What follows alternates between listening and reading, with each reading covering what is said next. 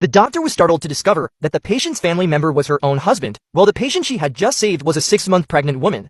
Just 3 hours earlier, as she was getting ready for bed, her husband had suddenly received a phone call and hurriedly left the house, claiming there was an urgent matter at work. Shortly after, she received a call from the hospital, informing her that a pregnant woman had been in an accident and needed immediate emergency surgery. After finishing the exhausting operation, she realized that the family member of the patient was her husband. However, she didn't raise her voice to scold him, only glancing at the bloodstains on his clothes before coldly informing him that the surgery was successful and both the mother and child were safe. He hurriedly explained that the baby wasn't his and that the woman was just a friend.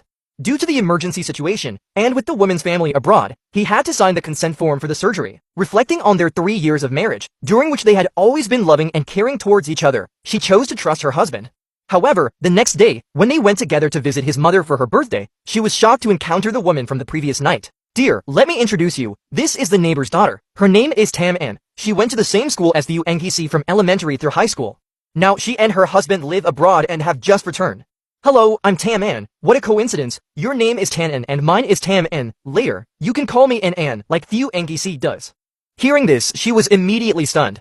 Because whenever they were intimate, her husband would also call her An, but her mother-in-law's words once again dispelled her doubts. The older woman confirmed that the two had been close friends since childhood, and years ago, Tammin had a crush on one of her husband's friends, often asking him to pass love letters between them.